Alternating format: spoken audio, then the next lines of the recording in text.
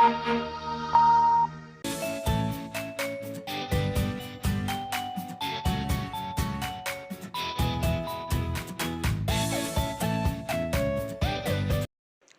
महासम्मेलन को लेकर आज एक संगोष्ठी आयोजित हुई है और इस समय वैद्य ब्रजभूषण जी हमारे साथ हैं, उनसे बात करते हैं, पूछते हैं कि आखिर क्या कुछ संगोष्ठी में निर्णय लिए गए। सर, क्या आज में जो संगोष्ठी हुई यहाँ पर आयोजित की गई? संगोष्ठी में यही सबसे पहले तो कि ये निरंतर प्रक्रिया चलती रहेगी। ऐसा नहीं है एक आयुर्वेद पर्व हो गया, हमने छाती चौड़ी कर ली, इतना बड़ा कार्यक्रम कर दिया। नहीं, ये कार्यक्रम इस बात का, मेरठ की जनता का, हमारे मीडिया का, हमारे और सभी साथियों का, आम जनमानस का, ये एक हमारे ऊपर जिम्मेदारी बढ़ गई है कि हम और प्रूव करके इस विधा को आगे बढ़ाएं और जनता जनार्दन को जो जटिल रोग हैं, जो जीर्ण रोग हैं, उनमें हम आयुर्वेद का चमत्कार करके दिखाएं। सर, आयुर्वेद चिकित्सकों को रजिस्ट्रेशन को लेकर जो समस्या आ रही है उसको लेकर क्या कहना चाहेंगे? कुछ जो रिन्यूअल नहीं हो पा रहा है। देखिए, आयुर्वेद की संदर्भ में कुछ गाइडलाइन, जैसे कुछ एनजीटी से, कुछ फायर से, कुछ और अलग अलग विभागों से आई हैं। हमने उसके बारे में राष्ट्रीय स्तर पर जो हमारा अखिल भारतीय आयुर्वेद महासम्मेलन है और जो आयोग है, जिसके आयोग के हमारे अध्यक्ष प्रोफेसर राकेश शर्मा जी वैद्य हैं, उनसे भी हमने कहा है। और अभी मेरी माननीय मंत्री जी से सीधे फ़ोन पर वार्ता हुई है, जो हमारे आयुष के मंत्री हैं डॉक्टर दयाशंकर मिश्र दयालु जी, कि आयुर्वेद के नाम पे किसी का उत्पीड़न नहीं होना चाहिए।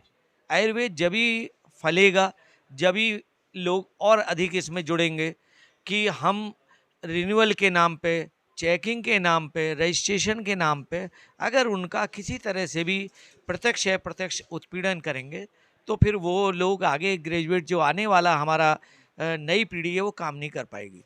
तो अब हम ये करने जा रहे हैं कि हमें आश्वासन मिल गया है कि जैसे और अन्य प्रदेशों में 5 वर्ष का ये रिन्यूअल होता है, अब उत्तर प्रदेश में भी ये बहुत ही शीघ्र 5 वर्ष का, प्रतिवर्ष ना होकर 5 वर्ष का हो जाएगा। पीरियड में 3 गुनी, 4 गुनी, 5 गुनी बढ़ गई। उसका असर ये हुआ कि इतनी डेंस पॉपुलेशन हिंदुस्तान में होने के बाद भी सबसे कम कैजुअलिटी लोगों की इस डेंस सिचुएशन में, इस बड़ी पॉपुलेशन में, जहां वो वर्ल्ड में सेकंड पॉपुलेशन का है, सबसे कम डेथ हिंदुस्तान में रिपोर्टेड है। जबकि अमेरिका, रशिया में हमारे कंपेटिवली कई गुना डेथ रिपोर्टेड हैं, जहां मॉडर्न मेडिसिन की बहुत ज़्यादा एडवांस सुविधाएं उपलब्ध हैं। ये क्रेडिट आयुर्वेद को ही जाता है, क्योंकि घर घर में लोगों ने आयुर्वेद एवं योग का अपनाना शुरू किया और अपनी रोग प्रतिरोधक क्षमता को बढ़ाया और कोरोना से ग्रसित नहीं हुए। सरकार और इस तरफ ध्यान दे आयुर्वेद की तरफ, और भी कुछ यूनिवर्सिटी हो, विद्यालय हो, और भी जो देख रहे हैं स्टाफ की भी क्राइसिस बनी हुई है सरकारी महकमे में भी, तो और कैसे क्या कुछ जतन किए जा रहे हैं जो और हो, तो आप क्या सरकार से मांग रहे हैं? नए नए आयुर्वेद कॉलेजेस, आयुर्वेद महाविद्यालय यूपी में खोले जा रहे हैं और यूपी में ही नहीं सभी जगह खोले जा रहे हैं, मानकों का ध्यान रखते हुए, ताकि सब स्टैंडर्ड वैद्य पैदा नहीं हो, एक योग्य वैद्य पैदा हो जो सुपर स्पेशलिस्ट अपने को आयुर्वेद में कहे। इस समय उत्तर प्रदेश में 80 आयुर्वेद महाविद्यालय हैं, गवर्नमेंट के और प्राइवेट सेक्टर में मिला के 80 और 83 या 84 ज़िले हैं। तो आप समझ लीजिए हर एक जनपद में एक आयुर्वेद महाविद्यालय एवरेज खुल रहा है और आगे भी कम से कम 10-12 आयुर्वेद महाविद्यालय पाइपलाइन में हैं, जिनसे योग्य वैद्य पैदा होंगे और अपनी चिकित्सा सेवा से भारत को लाभान्वित करेंगे।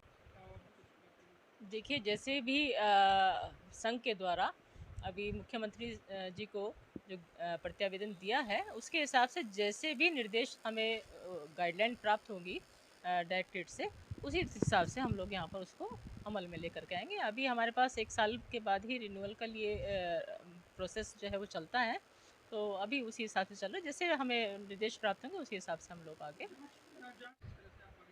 बिल्कुल जब हमारी विधा के जो चिकित्सक हैं, अगर उनके यहाँ उनके चिकित्सालय में किसी भी तरह की कोई कमी पाई जाती है, वैसे अभी तक मेरे संज्ञान में ऐसा नहीं आया कि सीएमओ साहब के यहाँ से अकेले ही जा करके निरीक्षण किया गया हो, और अगर कभी ऐसा कोई संज्ञान में आएगा तो हमारी जो जांच कमेटी के लोग हैं उनमें से कोई ना कोई, या जांच कमेटी साथ में वहाँ पर निश्चित रूप से जाएगी। सरकार आयुर्वेद में हमारे पास मेरठ में 22 चिकित्सालय हैं, जिसमें से 18 हमारे पास आयुर्वेद के हैं और 4 हमारे पास यूनानी चिकित्सालय हैं। और शहर में भी हैं, 2 हमारे आयुर्वेद के शहर में हैं और 1 यूनानी का सिटी में ही है। बाकी सब हमारे ग्रामीण परिवेश में लोगों को चिकित्सा सुविधाएं दे रहे हैं। और मिशन से भी और डायरेक्टरेट से भी जो हमारे पास औषधि प्राप्त होती हैं वो सब जो आने वाले मरीज़ हैं उनको वितरित की जाती हैं। हमने तो आपसे वायदा किया था कि ये निरंतर प्रक्रिया चलती रहेगी, अब ये थमेगी नहीं और आने वाला समय आयुर्वेद का ही होगा। जैसे हम विश्व गुरु थे, ऐसे ही अब आयुर्वेद में भी हम विश्व गुरु होंगे। प्रचार प्रसार के लिए तो हमारे आप सब लोग साथी हैं और उसके अलावा जैसा हमने अभी पूर्व में आपसे आग्रह किया था कि जब भी कोई किसी रोग से संबंधित वार्ता होती है, कोई भी विषय आता है, चाहे वो प्रिंट मीडिया है, चाहे इलेक्ट्रॉनिक मीडिया है, तो उसमें हमें अपनी बातों को साक्ष्यों के साथ, एविडेंस के साथ, ऐसा नहीं कि हम ऐसे ही कह दें, एविडेंस के साथ हमें रखनी पड़ेगी और रखेंगे। और जो पहले कहते थे कि विजयी भव, जीत हमारी होगी।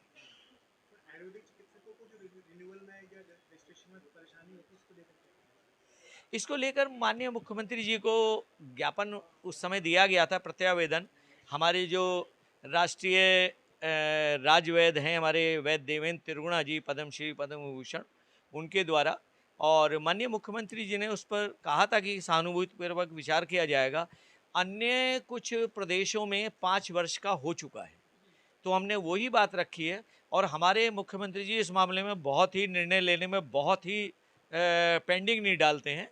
अभी हमारा बहुत शीघ्र मेरा और माननीय अध्यक्ष जी का लखनऊ जाना होगा और अभी 9 तारीख में जैसे हम बनारस जा रहे हैं, वहाँ भी हमारा आयुष मंत्री जी से मिलना होगा, क्योंकि हमारी विधा के, हमारे विभाग के हैं दयाशंकर मिश्र जी, और इस चीज़ को बहुत जल्दी हम शॉर्ट आउट कर लेंगे।